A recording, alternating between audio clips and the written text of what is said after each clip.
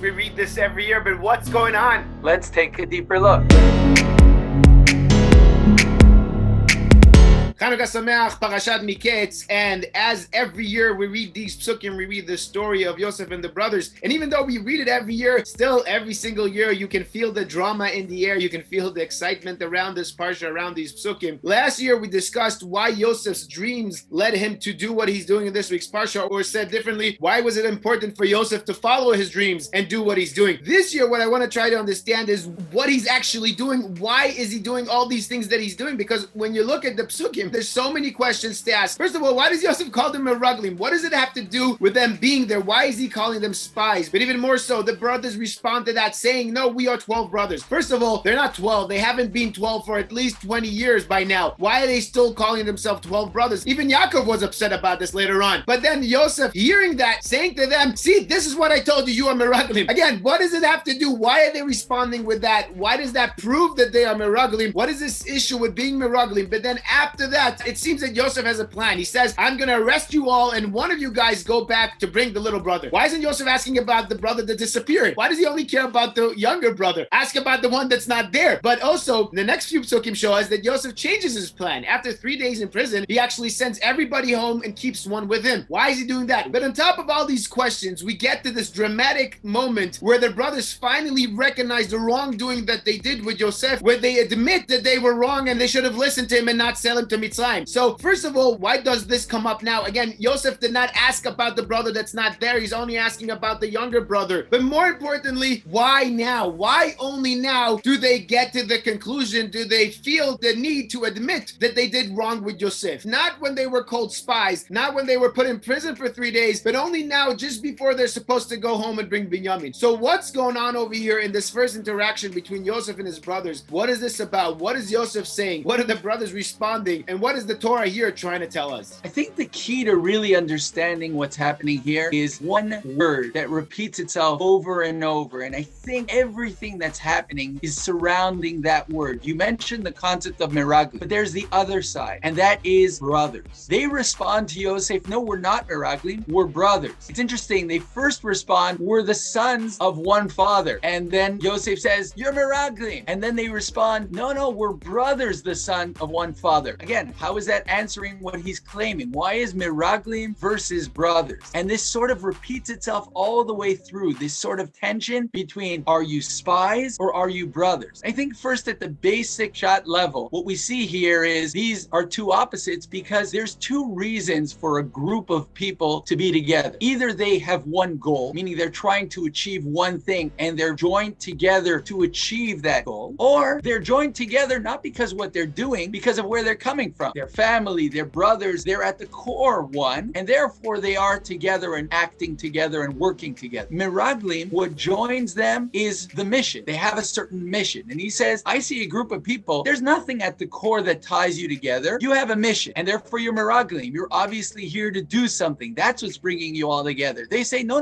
we're brothers. We're together not because there's some mission that's bringing us together. It's because we are together. And this tension between are you brothers or are you not is exactly what's going to happen in the next few psukim. Because Yosef turns to them and says, well, if you're brothers, then why is one gone and one left behind? Brothers stick together. That's what I said. You're meraglim. You're not brothers. If you were brothers, you would all be here together. And from here, they go to a stage where they need to prove that they are brothers. And it seems that this goes all the way through the process. Now you're going to go home and bring that brother with you and show me that you're a true brother. And maybe this is what Yosef's trying to do here. He's trying to take them through a process, a learning process, a test. Are you true brothers? Are you meraglim or are you brothers? Because back then, you didn't treat me as a brother. Maybe the only thing that brought you guys together was the mission to get rid of me, but we weren't brothers. What Yosef was looking for from the beginning, as he tells the person he meets on his journey when he's looking for his brothers, is Et achai anochi mevakesh. I'm searching for brothers. That's what I'm searching for. And now he's continuing his mission. He's still searching for Achai. He's still searching for that brotherhood. Do you have that brotherhood? And this can explain a lot of the process, because the first thing he does is he says, I'm going to put you all in jail and I'll only send one. And what happens? Nothing happens. And Yosef's happy to see nothing happen, because one saying, yeah, great, I'll get out of this and leave them all behind, is exactly what he doesn't want to see. If you're true brothers, you're going to stick together. You're not going to leave everyone and save yourself. You'll stick together. And therefore, he doesn't respond to the fact that they don't do anything, that nobody is sent home. He waits for 3 days and he's happy to see nobody leaves. They all stay there. And then he goes to the next test. Okay, you're not going to leave everyone behind. But what if everyone goes and we just leave one behind? Are you ready to do that? And very interestingly, the pasuk says, Vayasu chen. They did it, but we don't see them doing that. Nothing happens. They just stand there and they start talking about, oh my God, this is happening to us because what we did to our brother. So what did they do? So interestingly, the Rabbeinu Bechaye says, you know what they did? They all said, me, I'll stay. I'll sacrifice myself for the brothers. And here he sees another step. Not only do they all stick together, but they're also all ready to sacrifice themselves for the brothers. And again, they're stuck. Nobody stays behind because nobody's ready to give up. They all want to be the ones to sacrifice themselves for the rest, and they're not ready to leave anyone behind. Here, another stage of them showing their care for each other, their brotherhood for each other. And maybe this is exactly why this is the point where they suddenly recognize what they didn't do. And it's interesting. They don't seem to recognize that selling Yosef was a bad idea or was a terrible thing, because it's not what they say. What do they recognize? That they didn't hear his cry. It says, Vayomru ish el achiv, which is very similar to the ish el achiv we saw when they sold him. Aval hashemim anachnu al achinu. We're to blame about what? About our brotherhood, or about our brother, about being a brother, about treating a brother. What? Shera'inu tzarat nafsho b'itchaneno elein. We saw him begging to us and we didn't care. What they're recognizing here is that he's a brother. And a brother, you can't look at a brother suffering and ignore him. This is what they just experienced now. None of them were able to leave one behind. And suddenly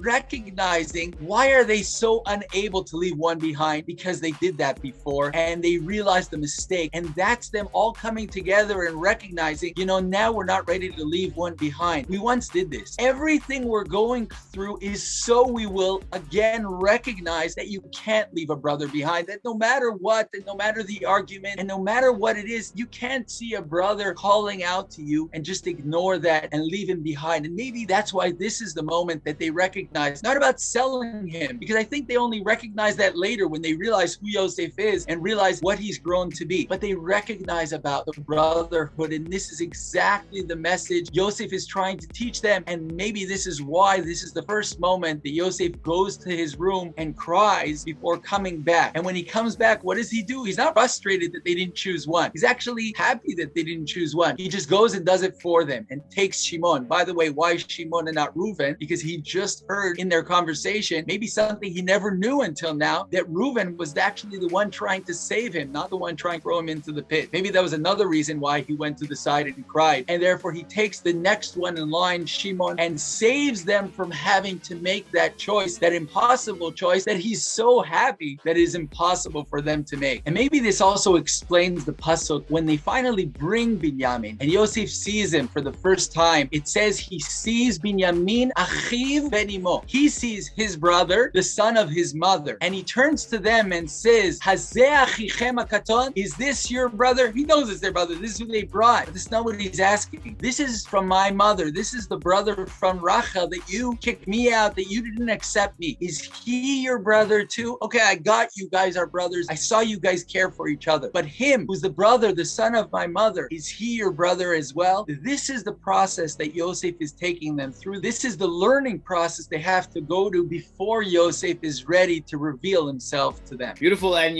when you were saying that Yosef turns to them and asks them, is this your brother? It's hard not to hear the words from HaKadosh Baruch Hu to Cain, asking Cain back in Parsha's Bereshit, where is your brother? And then telling him, Kol demei achicha zoakim elai min ha'adama. I hear the voice of your brother calling. And it seems that really the brothers over here haven't learned that lesson that Cain had to learn back in the beginning of Parshat Bereshit, back in the beginning of mankind, the lesson of brotherhood, the lesson of a family living together, of a nation growing together and living together, even though you have the differences, even though in life you take different paths and different ways and you deal with different things, you are still brothers, you're still one nation, you're still one group that have to work together. Not learning that lesson from Cain and Hevel, you can really see it over here with Yosef trying to teach this exact same lesson to the brothers. As you were saying, the whole story of the Mechirat Yosef actually begins with Yaakov sending Yosef, Lech red shlom achecha, go see the peace, go see the well-being of your brotherhood, of your brothers, because you, Yosef, are going to be the leader, but you have to learn to live with your brothers. You can't stay away from them. And as we know, we discussed this last week in the beginning of Parshat Vayeshev, where it says, Vayave Yosef et dibatam ra. The Ramban mentions and makes the connection to the Meraglim she'otziu diba. He says it's different things, but both deal with diba, both deal with bringing back bad things, reporting back bad things back home to the father. And as we discussed last week, Yosef bringing the diba is what started the disconnect between the brothers and driving them away from him. And maybe that's what made them see him as a spy, knowing to be careful before he comes close. Don't do certain things next to him because he's going to report it back. And that's why really when he was getting closer to them, that's when they saw him from far. That's when already they took a step back and said, hold on, before he gets here, we have to decide to do something with him, because they saw him as a spy and not one of them. That's what Yosef maybe is doing here, calling them back spies, poking it into them the way they saw him, reminding to them that once they had a brother that they called a spy, and trying to see if it affects them today, where their brotherhood is, like you were saying, to test them to see if they have become a brotherhood, or are they still each one individually, like they start off, Bnei Ish Echad, we are only sons of one person, but really we still don't identify as brothers. And as we've mentioned many times, it's important to pay attention to the words the Torah uses to describe things and tell the stories, because later on in the Parsha, towards the end of the Parsha, when the brothers come back with Binyamin to Mitzrayim, suddenly the Torah stops calling the brothers as Achei Yosef and starts using the word Anashim, people, as if the concept of brotherhood is not there. And maybe that really is the test that Yosef is trying to see. Now you are people together, and one of you guys, Binyamin, the youngest one, stole, and there is a reason for him to be sold as a slave and a reason for him to be left behind by you guys. You have all the justification that you want to do so, yet beginning of Parshat Vayigash, that's when Yehuda turns and says, no, I have vouched for this kid, take me instead of this kid, because we are all brothers, because we are all in this together, because we are not only the sons of one father, it's not only about being sons of different mothers, but we are actually all brothers and all together in this one big brotherhood. And really that's what breaks Yosef in the end, and he understands that he can reveal himself to the brothers, because this lesson of brotherhood that's so important for Am Yisrael before the Galus begins, before going into Mitzrayim, is the lesson that we have to learn and carry on with us, because as we know, the Galus resembles and is the hardest time a nation and we as people have gone through and are still going through. And one of the most important things for Am Yisrael was that they kept their identity, they kept themselves together, they kept the nation together. What allowed Am Yisrael later on during Mitzrayim and after Yetziat Mitzrayim to build our strong nation is the idea and understanding that there's 12 Shvatim here, there's 12 tribes. This important lesson of the brotherhood, now finally after the brothers understand this and comprehend it and feel it and know it to who they are and is part of their identity, now we can have Yaakov come down to Mitzrayim together with everybody else and unfortunately start the galut that was told to Avraham Avinu. But with this, we can get through this terrible galut and in 200 years time come out strongly through Yetziat Mitzrayim to get the Torah and to go to Eretz Yisrael. You know, it's interesting. Last year we spoke about the pasuk that starts this all. It starts with Yosef seeing the brothers and then remembering his dreams, and then everything that comes after this is because of him remembering the dream. But if we look carefully at the pasuk there, what Yosef remembers is not the dream. Vayizkor Yosef et hachalomot asher chalam lahem, for them. He doesn't remember his dreams. He remembers the dreams he dreamt for them. And last week we spoke about how Yosef sees this dream not as, oh, I'm better than you and you're not relevant. The opposite. He sees his role. I may be there to lead, but I'm there to lead so you can all come together. I'm there to help us all come together. We're all going to come as a group. So maybe this is exactly what's triggering. He remembers that he has a dream, that he has a role in life to bring the family together. So what Yosef remembers is not just that he has a dream, is that he has a dream for them. He has a tafkid, he has a role, that his purpose is to bring them all together. His purpose as being king, as standing up in the middle, is so they all come together. And this is what drives him to test and see and teach them about their brotherhood and make sure they're all together, because this is what he dreamt and this is what he sees is the mission he got from Yaakov and one of his purposes in life. And as we are in Hanukkah, it's interesting because Hanukkah is a battle against an enemy, and we stood up and we fought, and you know what? It sounds more like the Meraglim. It's a mission and it brought us together. Mila Hashem Elai, and we're all gonna fight against and save us and save Am Yisrael. This is what Hanukkah is about. But if we look at the halachot of Hanukkah, we see that the main thing, the main rule is ner ish ubeito. It's about families lighting. The strength, the koach of Am Yisrael is not that we're a strong army, that we came together for a purpose and we fought. It's the family. It's the strength of the family. And even in the story of the Maccabim, who is the one who leads it? The brothers. Brothers who come together as brothers, as a family, and from there go out on a mission. And therefore we have to light each in our own home with our own family, because the strength of the families is what gives us the strength, as you said, to overcome all the challenges that come before us. Beautiful. And I love what you're saying about the brothers, really reminding the famous Gemara Rashi that say Afen hayu b'oto nes, that even the women are chayav and Chanukkah, have to do the mitzvah of candle lighting because they were part of the Nes, referring to the Midrash about Yehudit, the sister of the Chashmonaim, who steps up and takes the first step to get the brothers to move for her, for the sake of Am Yisrael, to start the rebellion against the Greeks. But as usual, we're out of time, so we'll have to end here. We'll link last year's video right now, so make sure to take a look. It's a continuation of what we discussed today. And of course, if you enjoyed this video, feel free to like it, comment below, and if you haven't subscribed to the channel, please consider subscribing right up here. And Mizrat Hashem, we'll talk again next week. Hanukkah Sameach, Shabbat Shalom.